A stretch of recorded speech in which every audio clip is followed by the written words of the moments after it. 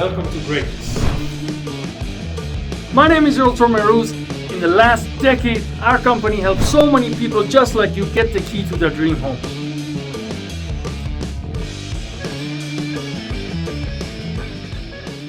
Welcome to Modern Choice Financial Podcast, where we talk strictly about real estate, finance, and everything about it. Every Wednesday at 6 o'clock, we go live. We want to make sure to answer all your questions. We got questions on a daily basis from our client, from client's client, friend, family, relative, people that they have all kinds of gray area, what's going on in the market and all that. That's when we decided to make this podcast dedicated to what's up in the market. What's up in the market? I love it. Exactly. Today we have Audra, if I'm not butchering. Audra Stevens, yep. Okay. I'm also a mortgage lender and real estate, Yes. insurance, so I do all the same stuff that you do, so we have a lot to talk about. Exactly. That's why this is going to be interesting podcast because both of us are licensed in insurance, real estate, and mortgage. Yes. Yeah. Let's go. Yeah, so let's do it. But- What questions you got? Exactly. So Ask us anything. today's podcast is mainly dedicated to mortgage, but eventually we have to kind of pivot towards real estate and insurance because they're all kind of like blending in together. Yeah, they're all connected. So, biggest $1 million question that almost everybody have nowadays. Do you have What's $1 million? up in this market? Do you have $1 million? If Because you- I'll answer it if you have $1 million. Yeah, Let's right, see. No, let's right. see $1 million. If we can guess that, if we should win that $1 million, right? So, what's going on in the market? What's going to be the prediction of the professionals that seen the market for the last couple of decades, and what do they think it should be the right decision as we talk right now in end of 2023? Yeah, so are you talking about like rates and stuff? Yes. Okay. I mean, what goes up must come down, right? Love it. I like that idea. Right. I mean, nobody really knows what's going to happen. I mean, we're going to kind of have to, see what happens next year. And but the predictions are by the end of next year, the rates are going to come back down to a number where we can all pretty much start buying again. Maybe like in the low fives, high fours. In last couple of weeks, we actually seen a lot of drops. Yeah, we've seen a lot of drops. It's come down like almost 0.5%. Yeah. Maybe a little bit more. Couple 2 banks. days ago, we actually ran the application for a VA, and without even buying down the rate, just a solid application was 6.25. There you go. So buying down rate could probably be at like 5.5. Yeah, hopefully if the contract get accepted, hopefully by end of tonight we know, we're asking for 2% towards buyer's closing costs, which is, it was a $500,000 purchase. Oh, nice. So that'll be 10 grand towards buyer's closing costs. Yeah. So that would bring down 2/4 of a point. So let's say 6.25 goes down to 5.75. I mean, There you go. Now we're in the fives. yeah, right? Affordable. Exactly. Well, here's the thing. A lot of time people need to understand, as you said, what goes up must comes down, what goes down must goes up, right? It's just how it is. Houses in the last 3 years, during the madness of everybody want to buy, obviously that was a supply and demand issue, and everybody want to buy, and it created a big, huge craziness. And for every house that goes into market, there was average of 20 offers. I know. Isn't that crazy? Yeah. So imagine if I'm a seller. I would not want to be a real estate agent at that time. Yeah. That would be the worst. Believe me, I had a family friend. Not that I treat them differently. Any client, but they never lived in Las Vegas. They moved from other state. They didn't have any clue about town, Right. and they were just here at their family's home looking for their property. They didn't want to rent. They just stayed temporarily with family. So they kind of sort of wanted to check the best neighborhoods of town. So we start from northwest, went to west, went to southwest, went to all the way to Henderson. So all in all, we probably show them about 90 houses. Wow. Submitted that's a about lot. 33 offers, and only one got accepted. Wow. I swear to God. That's crazy. Yeah, and this was That is insane. one of the one of Is the that most like your insane worst? Well, your one of your most memorable stories exactly. ever. Good thing is, I mean, 90 houses, 33 offers, 1 acceptance. yeah, this was the market, you know. Yeah. And guess what? I still think, I mean, that was the market. I mean, during that time, they paid the right price. But looking back, you know, everybody were paying over the appraisal value, which is the actual market value of the property. Because if you wouldn't do that, you wouldn't have a chance. Yeah. Because if you don't buy, there's another 20 guys, they're willing to do anything. I honestly don't know where people come up with the money. They're just like, we'll offer 20 more. And I'm like, where are you getting the 20 from? You know? I mean, like, some people are coming out of their pockets just like, they're just throwing down so much money. I'm like, every time I've been doing a loan, they're like, I don't have enough for closing costs, or I don't have enough for the appraisal, or I can't afford the credit report. And you're like, well, where'd the 20 grand come from? Now all of a sudden you got that? So, I mean, I that blows me away is when people start paying more than the appraised value. Exactly. So now we're not in that market. We're exactly in the opposite market. Yeah. We're not. Now the sellers are paying the buyers to buy the home. Exactly. So that's why we call it a buyer's market, because it's a strictly buyer's market. Yeah. Buyer dictates a lot of things nowadays, because obviously there's not that much competition. So if they don't sell it to you or maybe another 1 or 2 guys, that's it. The house going to sit in the market for God knows how long. Well, you know what else is not happening is there's not a lot of houses coming out on the market as far as for sale, because all the people that own homes currently, normally they would, like, after like 3 years or 4 years, they're going to upgrade, or they're going to, you know, move into just a different house, or kids are going to graduate from a certain school and go to a different one. And none of those things are happening right now because they don't want to give up the house that has the most amazing interest rate. I mean, why would you? You know, just sell the house at, like, you know, that you could have maybe 3.25% on, and then go and have to buy a house at 7.25%. You're literally doubling your payment. I mean, who can really afford that? People can't afford to move. For sure. So there's just not as many houses coming out on the market.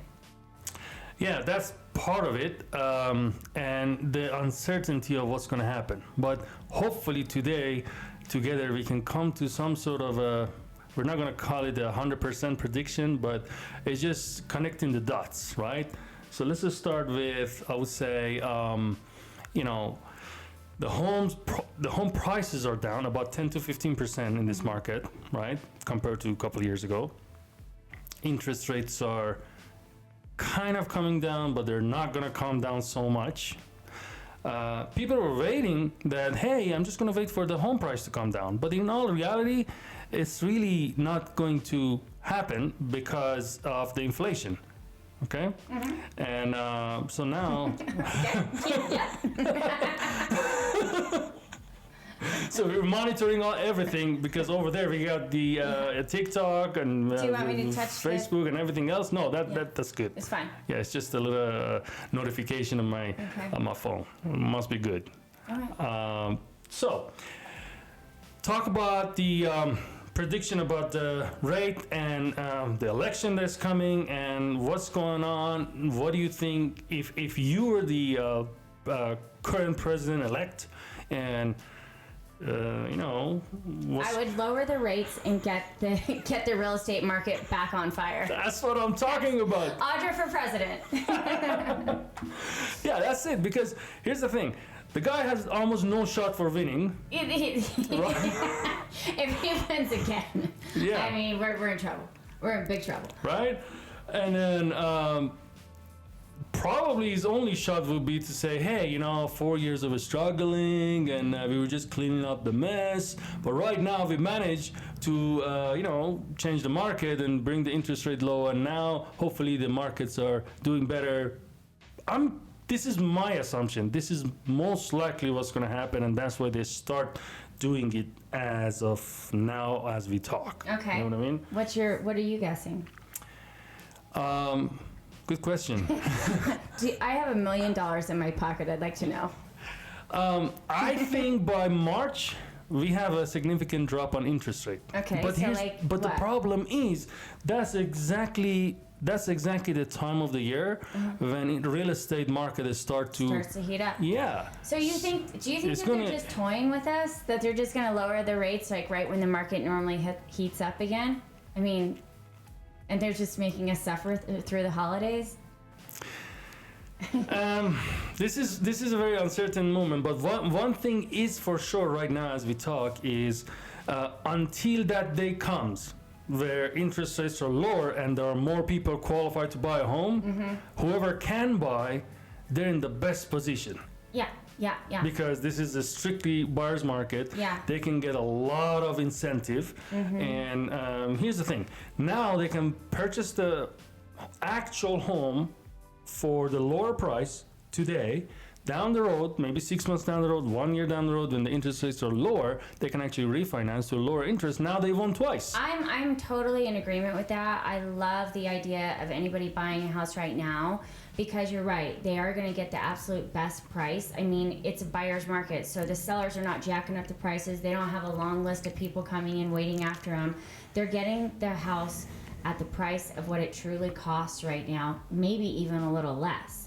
And they don't have any of the competition. And yeah, the rates are a little bit higher, but if they can snag that deal on the house and then just lock it in and then 6 months, 8 months, 9 months, a year later, refinance, it's like, who cares? You got the best deal on the house. In 8 months or 9 months when the rates do come down, if they come down, the prices are not going to be that low. They are not going to be that low. They're just going to have a buyer frenzy market again.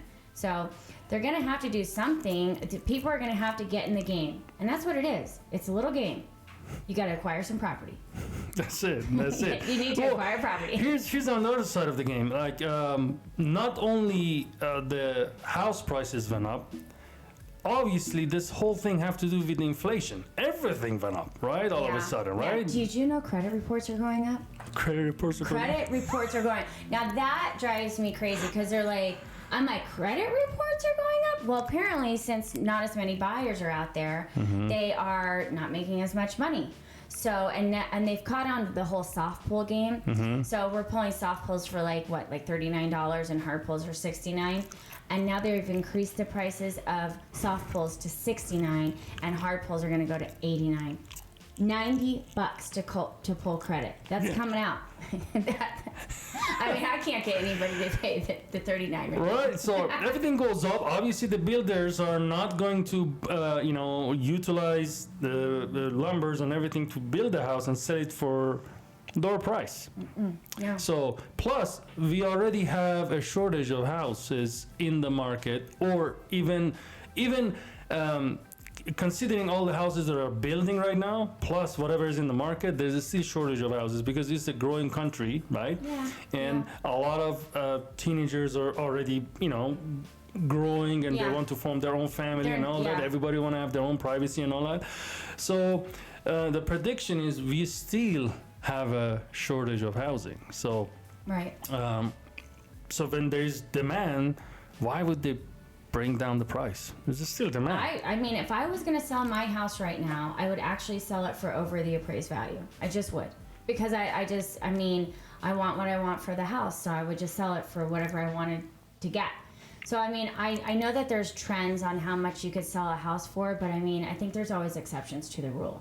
So, like I said, you gotta bite the bullet, and you gotta buy the house. If it's a good price, buy it. Exactly. Like that saying in the market, what do they say? Marry the house, date the rate? Oh, yeah. Marry the house, date the rate. Absolutely. Yeah. You don't marry the rate. The rate comes and goes, as the wind blows, you take out some equity, you get another rate. Yeah, the rate is dateable. Definitely. So, another thing, is a lot of people are I'm surprised with the lack of proper information out there. That's the best way I can put it out, okay? A lot of people are still thinking that everybody have to have at least 20%, maybe the lowest 15% to basically be a homeowner. Well, that's completely wrong, especially if you're a first-time home buyer. Matter of fact, they're giving out free money, grants, down payment assistance programs. You need zero down. You could literally buy a house with no money at all. The seller will give you the closing costs. The state will give you the down payment. You need to have basically a 660 credit score, have a job, you know, and have a nice little DTI, and then that's pretty much it. So all you need to have is a good job, and the money is all going to come from the seller and the state. You need nothing down right now to buy a house. Definitely. So speaking of that, rents went up too, right? Yeah. So, and here's the thing. Throughout the history, I've seen the price of the house comes down. I see the interest rate comes down or up, right? But rent, when they go up, they never come down. No, they never come down. So that's only one way. Actually, they did come down once. In COVID, they came down. Because remember, what happened was there was the little possibility that if you were in a rental that you didn't have to pay the rent. So they were like, we'll just reduce the rent. I actually reduced my rent. I reduced the rent to whatever the person could pay so that they could stay there. You know, I mean, you had to do something because it was either no rent at all or you just reduce it. Right, instead of not getting anything and Yeah. just give me something that you can afford. So I reduced my rent. But yeah, that was a a crazy occasion. Yeah, it was. Right? But you did say never, so. Right? but the whole point is there's only two things guaranteed. In the long term, people that own house, they gain equity, right? With the amount of money that they pay every month instead of paying rent, they gain equity in that house. Also, the trend of real estate showed in the last 50 years or even 100 years, in the long term, you always have a gain in the value of your property. People that bought property back in 80s, 90s, 2000, early 2000, even, during like 2010, 11, 12, whatever, they never really lost in the long term. If it was just a macro market, like, hey, I bought it in 2005 and then 2008 crash happened, it's only 2-3 years. Right. But we're talking about, let's say, decade long, well, right? real estate is a long-term investment. So Exactly. I mean, if you're just going year to year, like there's going to be some swing up or down. If you bought that house and you paid over appraised value, well, obviously the next year as the prices come down, you're going to be a little bit upside down. But if you think about it overall, like if you were to keep that house for 20 years, how much does it go up in value? It's going to go up. Appreciation on homes is on average 4%, but in Las Vegas, it's like 6 to 8. Well, guess what? In the next 3 to 5 years, it's gonna explode. This is guaranteed. This is Mehrooz, and I approve this message. You know why? Because we have the fast train. Yeah. We got it all here. And then we have this Hollywood building a sector right here, right? Oh, I didn't know that. Yeah. Hollywood coming in town? Mark Wahlberg, whatever his last name is. Yeah. And then Disneyland. Right next to Area 15, they're building a site right there. What? Yeah. Disneyland? Yeah. So, and then we have a couple of mega resort opening already. Yeah, Fountain Blue opens tonight. And then Durango opened last week. Yeah, I'm going there after this. And then we're having more the sports team moving here after Basketball, Raider was here. Ace is coming, and they're already finalizing where finally their stadium going to be. They were originally planned to have it in where Tropicana Hotel is currently, and then I thought they were going to have it across the street where the Wild Wild West was. Yes, so the original plan when they start talking about it was right by Tropicana Hotel. Okay. Then they moved it by Wild Wild West. I don't know if they're still on that or they're moving somewhere else. But one thing is for sure, they're building another stadium here, right? Yes. And all of these are opportunities for Las Vegas. I mean, a lot of trends. A lot of times when I do investing or I think of like, should I buy a house? Should I like buy another property? I'm like, and people are like, no, the economy's gonna crash or, everything's gonna, go bad. And I'm like, well, if all these major conglomerates like the A's or the Raiders, if they're all investing in Las Vegas, they probably know something more than I do. So I'm gonna just follow the trends of all these massive companies that are coming here, like Disneyland, and you gotta look a little bit higher than just the scope of your family. Exactly. Here's another thing. this last 3 years, especially, Mm-hmm. I realized almost every corner of town they're building like these apartment complexes that are 3-4 story Yeah, high, yeah, right? And they're building like no tomorrow, Right. right? So you think those people, they just love to just dump their money to some project? They have financial analysis. They have all kinds They of know exactly what they're doing. Yeah, exactly. They know So exactly they what know they're there doing. is a need for Yeah, those. There is yeah. need for housing, and they're building because they want to be in front of that need, so they can get anything out of it. Yeah. You know. So let's talk about the current FHA and conventional. Because every year around this time, Mm-hmm. that's when the new loan limit comes out, right? Yeah, right. It just got raised. Yeah, so I wrote it down because it's hard to remember a lot of numbers. So for FHA, we got $498,257. That's pretty awesome. Yeah, I mean, imagine. that's basically like you're getting a $500,000 house on an FHA.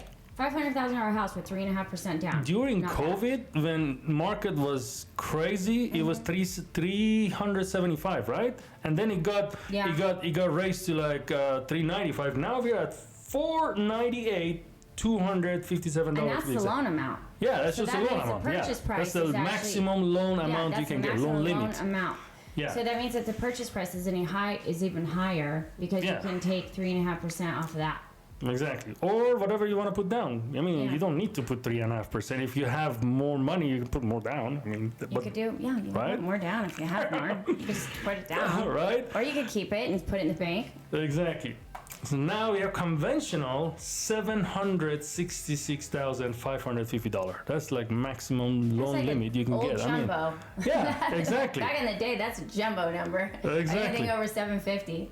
So with these sort of limits, obviously they're being adjusted based on what market actually requires, and the price of the houses are lower. I think whoever can buy, especially if they're renters in this market and they're paying anything over like $2,500 a month, Yeah. which is like 3-bedroom.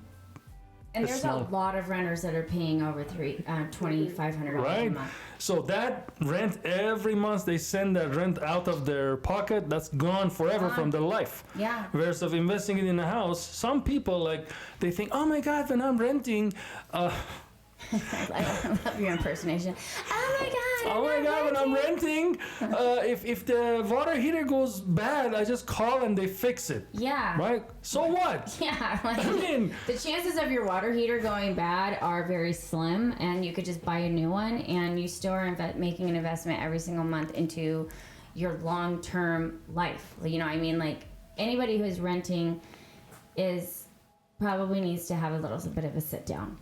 exactly. Why are you renting? Like, why? Tell me 5 reasons why you're renting. Okay. Definitely. I mean, if you can prove me wrong, then great. But I'm pretty sure that if we're telling you that we can give you the money for the down payment, and the seller's going to give you money for the closing costs, now tell me why you're renting. I mean, Can't qualify? Okay. on fine. top of all the benefit, like tax benefit that the homeowners Yeah. get, renters don't have, and also the equity ownership of the house as you pay, and the appreciation of the value of the property if Right. you want to sell it and all that. On top of all, let's talk about if you're a renter and you're behind your rent, guess what's going to happen? They're going to evict you. Yeah. Yeah. For a house, when you own a house, At they least take, be behind a couple months. you know. They're still and- going to take the payment. I mean, they're gonna probably send you a notice. Hey, you're late for 3 months, and then they're gonna go through the whole motion of Yeah. foreclosure. It takes them almost a year. And If then you you, just file bankruptcy. you know what I Hold the mean? house. I mean, there's all kinds of benefit for being a homeowner. I just don't understand. So let's go back I to think that. you touched on it already. I think the biggest reason that people are still renting versus buying is due to education.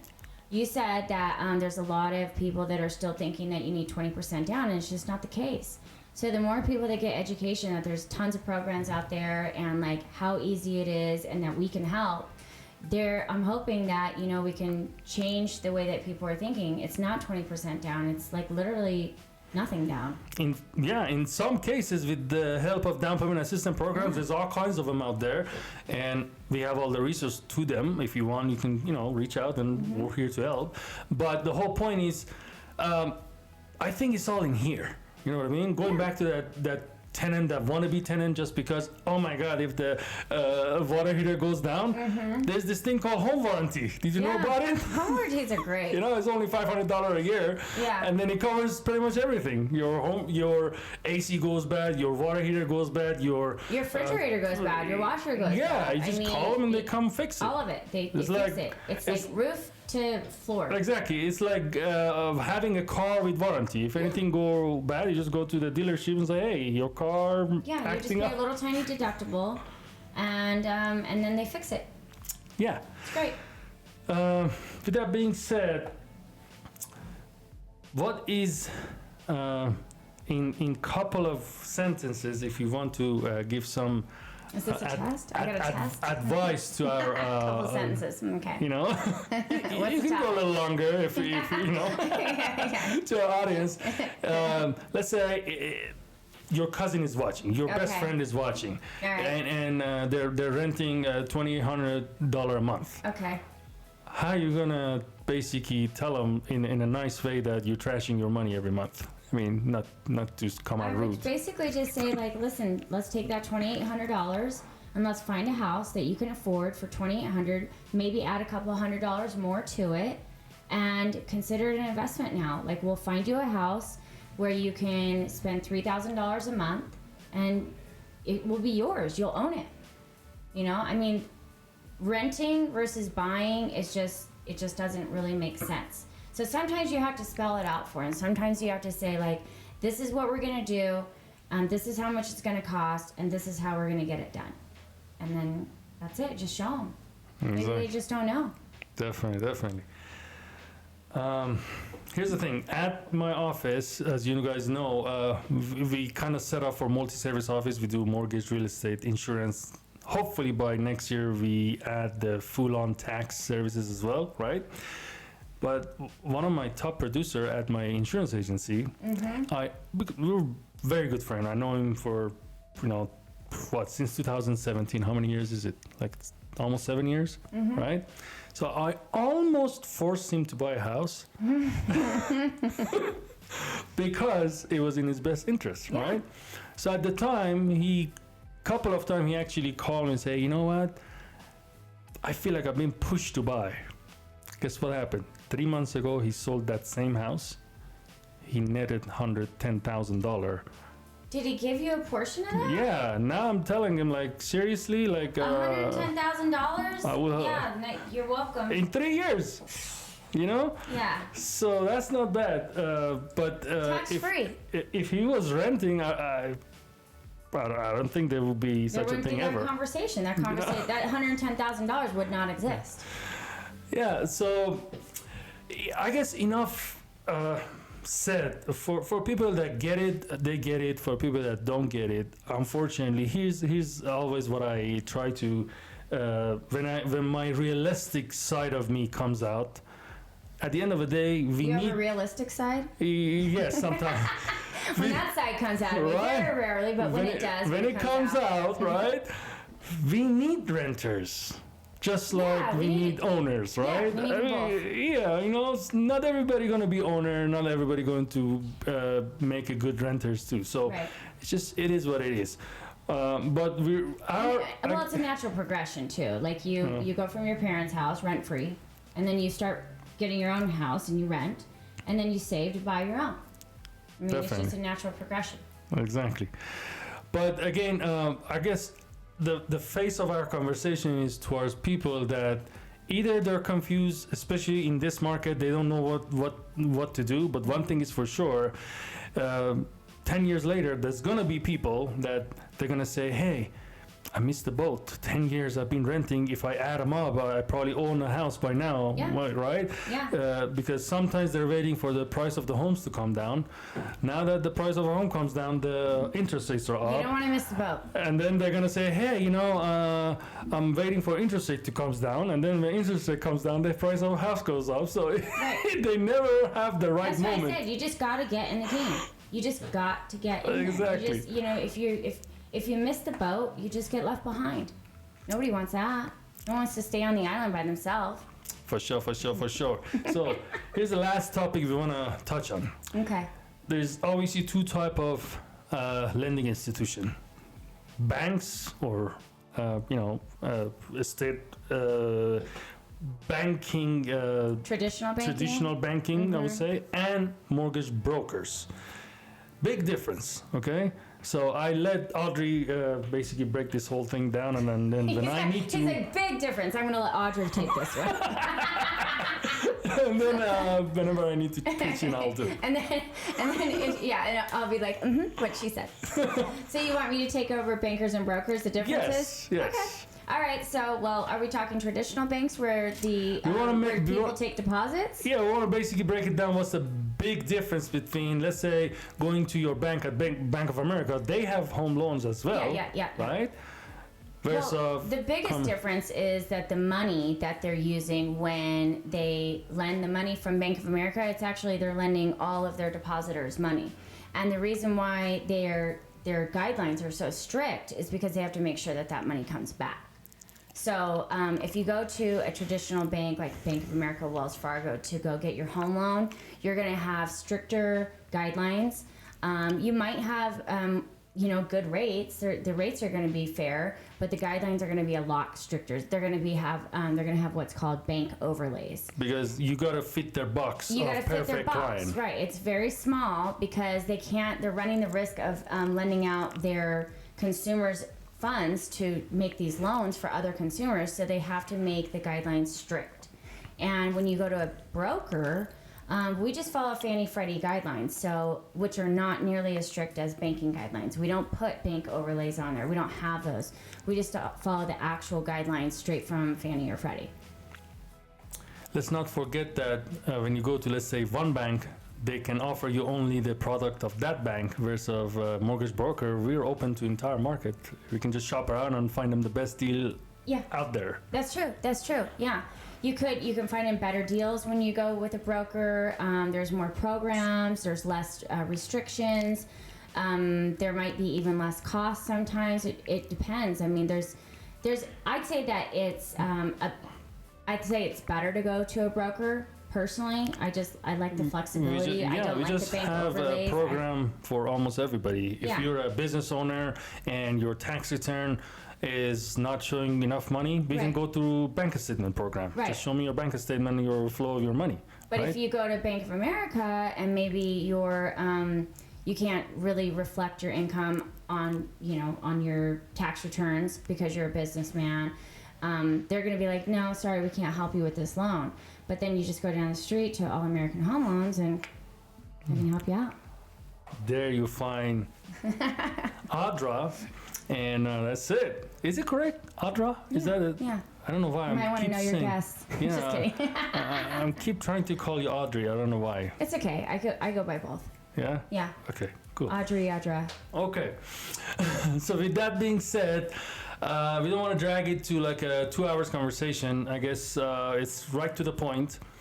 If you can afford to buy, please do so. And hopefully 2 years down the road, 10 years down the road, you're going to thank us that we almost, for the lack of a better word, pretty much motivated you to be a homeowner, right? That's right? Yeah. Okay. Give them some encouragement. Exactly. Just show them the way. And then hopefully you understand the benefit of it. One of the biggest one is equity and tax credit and many other things. Plus, you can do whatever you want to your house. At least you can pimp out your house. Pimp your ride. You pimp out the house. Right? You can do all kinds of stuff to it. Yeah, exactly. So, with that being said, anything you want to add, Audra? Thank you for having me. Yeah, it was a fun experience. Thank you. Yeah. We would love to be as much as possible the source to the resource. I like that. Source to the resource. So you have any questions, just drop it into the comment section. In our social media, they're all under the same username. Or wherever you see this video, make sure you ask your question out, because in our future episodes, we're going to answer them all. Me, my assistant, we're all basically monitoring all those questions. We want to make sure that no question goes without answer. I'm sure we might have missed some questions. Yeah. But we can hopefully in the future episodes, we answer them all, right? if you think the contents are helpful, please do share. Okay, it's free. No, free. Just push share. Give me some love.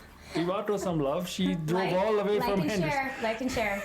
She drove all the way from Henderson I to did. here It in was a this very long crazy drive, traffic, yeah. right? Yeah. But let's make America great again. That's my final message. Okay. Other than And I that, approve this message. definitely. So thank you for coming. Yeah, Seriously. thanks for having me. It was fun. We should do that more often. This one was obviously, we just went with the flow with some questions that it was just basically in our mind. But next time we're gonna answer all your questions that you guys gonna put in Yeah, I wanna the see what comment some of these sections and all questions that, right? Yeah. Other than that, thank you very, very much. Follow Modern Choice Financial Podcast. Yes.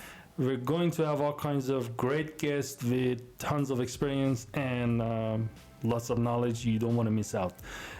Next week, I believe if it doesn't get canceled, we're gonna have title, escrow, and how to get title for a house. This is a very good topic for a lot of people to know because, Who's gonna be on it?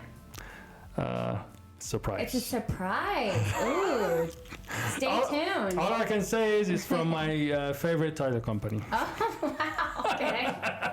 One of the favorite ones. Yeah. Okay? All right.